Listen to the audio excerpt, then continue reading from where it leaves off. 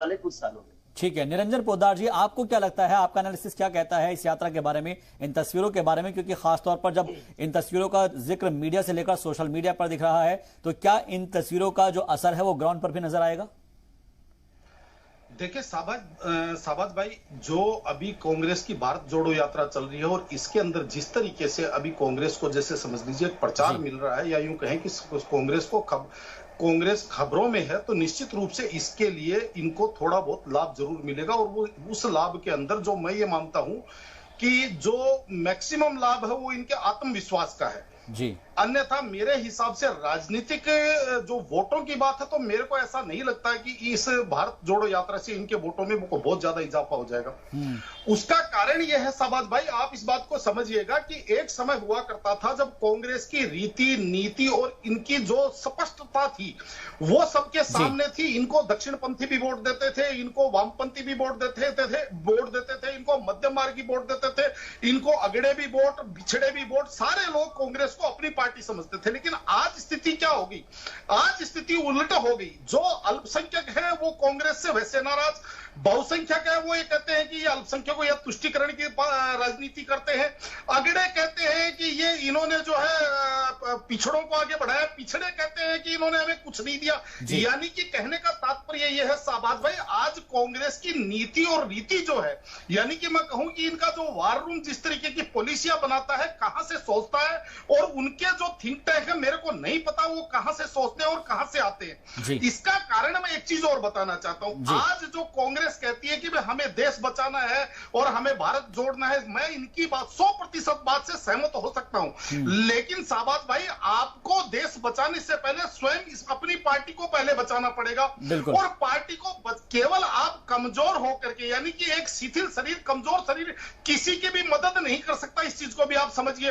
और आपको मजबूत होने के लिए आपको धरातल से सोचना पड़ेगा। साबाज भाई, आज मैं आपको एक छोटी सी बात बताता हूं। अभी जैसे मेरे एक पूर्व प्रवक्ता, बीजेपी के जो प्रवक्ता है, उन्होंने एक छोटा सा इस बारे में चर्चा करी। मैं आज आपको छोटी सी बात बताता हूं कि दिल्ली के अंदर कांग्रेस का वोट बैंक किसने चुराया? दिल्ली के अंदर कांग्रेस का वोट बैंक चुराया आम आदमी पार्टी ने जी। और अब अगर भविष्य की बात करूं तो वही आम आदमी पार्टी गुजरात में जाकर के कांग्रेस का वोट बैंक चुराने के लिए लगी हुई है। यानी कि हर एक राज्य के अंदर जो क्षेत्रीय पार्टियां उत्पन्न हुई है, उन्होंने कांग्रेस के वोट पे डाका डाला है, कांग्रेस का वोट लूटा है या चुराया है, मैं या यूं कहूंगा।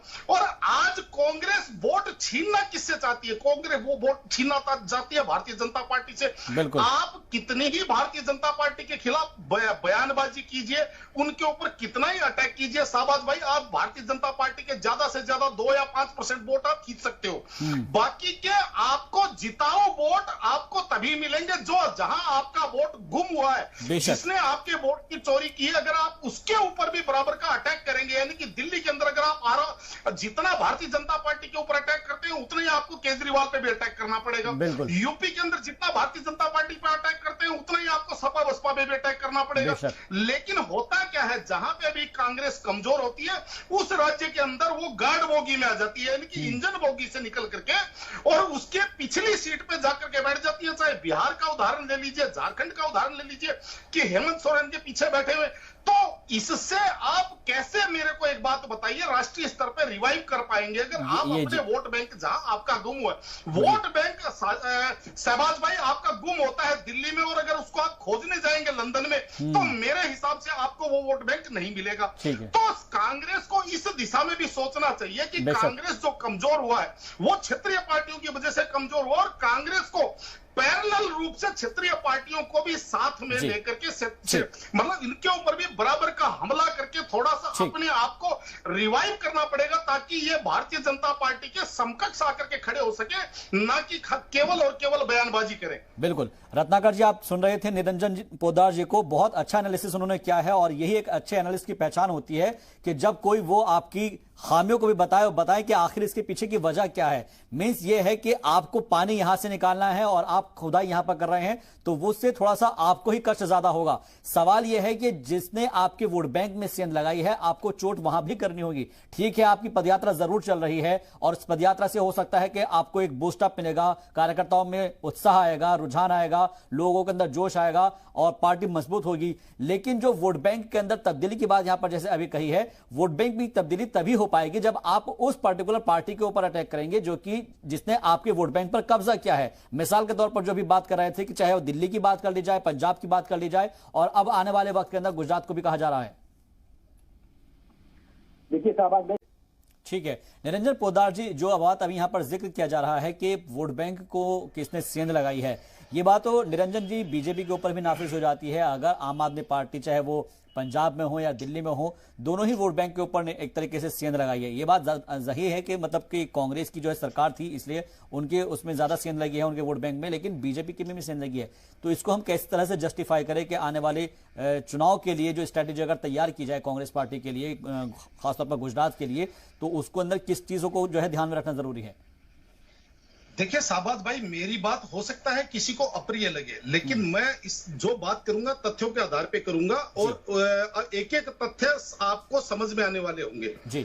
मैं जो कह रहा था कि कांग्रेस की स्ट्रेटेजी कौन बनाता है, मेरी समझ से परे है। जितने कांग्रेस के प्रवक्ता आते हैं टीवी चैनल्स के ऊपर, मैं सभी को देखता हूं, सभी एक बात कहते हैं कि हमें चुनाव जीतने से, चुनाव जीत हार से कोई मतलब नहीं है, हम चुनाव जीतने के लिए नहीं राजनीति कर रहे हैं, हम ये नहीं कर रहे हैं। हम भाई साहब, एक चीज मैं बताऊं आपको कि जब तक आप सत्ता में नहीं आएंगे और जब तक आप शक्तिशाली नहीं होंगे, आप किसी को क्षमा करने लायक या किसी भी प्रकार के लिए आप बड़ी बड़ी बातें करने लायक आपकी बातों का कोई मूल्य नहीं रहेगा। क्योंकि एक जो एक दुआ है ना कि क्षमा सौबती उस भुजंग को जिसके कंठ में गरल हो, उसको क्या जो नीर क्षीर सरल हो। आप मुझे एक बात बताइए, अब जैसे भारत जोड़ो यात्रा की बात पे हम लोग आते हैं साबाज भाई, आज मतलब लगभग समझ लीजिए 2024 से पहले लगभग 6 राज्यों के अंदर चुनाव है, विधानसभा चुनाव है, जिनके अंदर कई राज्य ऐसे हैं जो महत्वपूर्ण है। गुजरात है, राजस्थान है, हिमाचल है तथा उड़ीसा। इस तरीके से 6 राज्य इस टाइम चुनाव के मुहाने पे खड़े हैं। और जो भारत जोड़ो यात्रा प्रारंभ की गई है वो कहां से की गई है? केरला से। चलिए समझ में आते हैं, कन्याकुमारी से आपने भारत जोड़ो यात्रा प्रारंभ की। जिस राज्य में आने वाले 3-4 साल कोई चुनाव की कोई सुगबुगाहट नहीं है, वहां पे आप यात्रा कर रहे हैं 26 दिन, यानी कि वहां का जो लगभग 28% भूभाग आप पैदल यात्रा में तय कर रहे हैं। और जो राजस्थान, जो महत्वपूर्ण प्रदेश आपका है, जिसके लिए आपको चिंतित होना चाहिए कि हमारे हाथ से ना निकल जाए, वहां पे जो सिर फटुअल चल रही है, या मान लीजिए वहां से मेरे हिसाब से वहां आपकी यात्रा का कोई दिन मुकर्रर नहीं है, गुजरात में आपकी यात्रा का कोई दिन मुकर्रर नहीं है। तो मेरा कहने का तात्पर्य यही है कि अगर आप चुनावी राज्यों के अंदर यात्रा नहीं कर रहे, तो वहां पे आपका चुनावी माहौल कैसे तैयार होगा? और अगर वहां पे चुनावी माहौल तैयार नहीं होगा, परिणाम आपके पक्ष में कैसे आएंगे? और देखिए सीधी सी बात आपको मैं बताऊं शाहबाज भाई, परीक्षा के अंदर परिणाम महत्वपूर्ण होता है। आप कितने घंटे पढ़े, कैसे पढ़े, लेट के पढ़े, बैठ के पढ़े, चल के पढ़े, इस चीज का कोई महत्व नहीं है। इस महत्व यह है कि आपको परीक्षा के अंदर आपको कितने % मार्क्स मिले, इस चीज। तो इसीलिए राजनीति के अंदर जो परिणाम जो होता है ना, जो चुनाव जीतने एक पैमाना है आपकी सफलता और असफलता का। तो मेरा कहने का तात्पर्य यह है कि उस दिशा में तो आप देख नहीं रहे, आप केवल और केवल टीवी पे आकर के और केवल जिसको कहते हैं कि एक धारा प्रवाह रैली की तरह संबोधित करते हैं। तो इससे मेरे को नहीं लगता। रही बात जो अभी मेरे पूर्व वक्ता ने कहा कि भारतीय जनता पार्टी का वोट भी कांग्रेस का वोट भी भारतीय जनता पार्टी ने अपने, देखिए मैंने आपको अपने प्रारंभिक उद्बोधन में यह बात कह दी थी कि एक समय हुआ करता था जब कांग्रेस के पास दक्षिणपंथी भी होते थे, वामपंथी भी होते थे, मध्यम मार्गी होते थे, अगड़े भी होते थे, पिछड़े भी होते थे। और भारतीय जनता पार्टी में ने उनमें से एक वर्ग को अपने पाले में कर लिया। आज हिंदुस्तान की राजनीति में दो ध्रुव हो गए हैं शाहबाज भाई, एक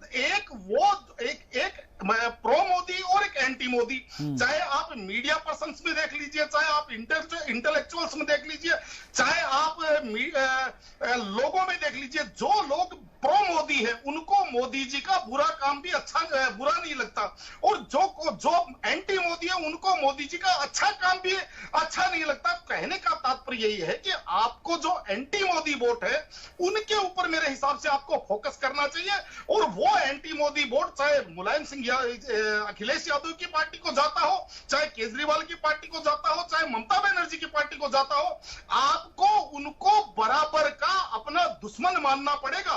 अगर आप उनके साथ इसी तरीके से गलबैयां करेंगे तो वो तो आपका वोट बैंक चुरा करके बैठे हुए हैं, फिर आप कहां से सत्ता में आ पाएंगे। और एक और 10 सेकंड में महत्वपूर्ण बात और कहूंगा शाहबाज भाई, आज कांग्रेस की स्थिति ऐसी हो गई है कि लगभग 270 में लिस्ट वार गिना सकता हूं, 272 सीटें केंद्र में सत्ता बनाने के लिए चाहिए, और लगभग 270 सीटें ऐसी हैं जहां पे कांग्रेस केवल आप ये समझ लें रस्म अदायगी के लिए चुनाव लड़ती है। उनका पता नहीं कि वो चौथे नंबर पे आएंगे कि 5वें पे आएंगे, निर्दलीय से नीचे चले जाएंगे।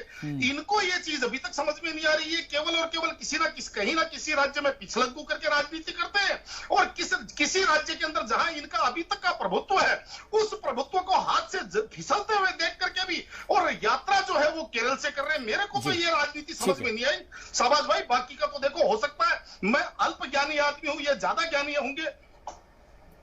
ठीक है सर, ठीक है, जी ओके ओके। रत्नाकर सिंह, ठीक है, रत्नाकर जी कुछ वो पोद्दार जी कुछ कहना चाह रहे हैं। मैं क्या कहूंगा इसमें, आपको ऐड कराता हूं। इनके श्रीमुख से कई बार सुन चुका, ये बार बार जेपी आंदोलन की बात कर रहे हैं। इनको एक चीज समझ में आनी चाहिए, जेपी आंदोलन कोई राजनीतिक आंदोलन नहीं था, और एक स्वफुर्त यानी कि जनता का आंदोलन था। और यहाँ पे जो राजनीतिक आंदोलन है, और ये जो जिस भीड़ की बात कर रहे हैं या जिस भीड़ से आसान्वित है, मैं इनको ये भी बता दूं कि भीड़ तो जहां जहां चुनावी राज्य होते हैं, प्रियंका जी जाती है, राहुल जी जाते हैं, वहां पे भीड़ तो ऑलरेडी बहुत आती है। उत्तर प्रदेश के अंदर भी बहुत भीड़ आई थी, लेकिन वोटों में कन्वर्ट कितना होती है आप इस चीज को भी समझ के चलिए। चाहे अन्ना हजारे का आंदोलन हो, चाहे जेपी आंदोलन हो, चाहे कोई भी मूवमेंट हो, पहली बात तो वो कोई राजनीतिक यात्रा या राजनीतिक रैली नहीं थी, वो एक आंदोलन थे। और आप ये सोचो कि राजनीतिक पार्टी होकर के आप उसका अगर आप आपस में अगर कोई कंपैरिजन करते हो, तो मेरी समझ में इससे बड़ा कोई वो बात नहीं होती। और तीसरी जो अभी ये जो बात कर रहे हैं, ये कर रहे हैं कि हमें जीत हार से कोई मतलब नहीं। इसका मतलब आपने कोई एनजीओ खोल रखा है क्या भैया? आप एक राजनीतिक पार्टी है, और आप जब भी चुनाव होते हैं, मैं ये चीज देखता हूं, इन्हीं चीजों को तो देख करके आपने अपनी पार्टी का भट्टा बिठा लिया कि जहां पे भी दिल्ली के अंदर भारतीय जनता पार्टी हारी, अरविंद केजरीवाल जीते, तो भी कांग्रेस के मुख्यालय के अंदर लड्डू बट रहे थे। इसलिए लड्डू बट रहे थे कि भारतीय जनता पार्टी हार गई। अरे भैया, मेरे घर की ईंट बिक गई, पड़ोसी का नुकसान है, तो मेरे को इस चीज से क्या मतलब है? मेरे घर, मैं तो अपने घर की ईंटों को पहले संभालूं। लेकिन यहाँ पे मेरे को ये राजनीतिक समीकरण समझ में नहीं आ रहा कि केवल और केवल एक जिसको कहते हैं इस तरीके की मानसिकता कि भाई मेरे घर की चाहे ईंट बिक जाए, लेकिन दूसरे का मैंने 100 रुपए का नुकसान कर दिया। तो देखिए शाहबाज भाई, इससे आगे मेरे पास कहने के लिए कुछ बचता भी नहीं। ठीक है, जवाब ले लेते हैं। रत्नाकर जी, ये आपके अच्छाई के लिए कह रहे हैं, ये इसलिए कह रहे हैं कि ताकि इस बात को भी आप थोड़ा सा एनालाइज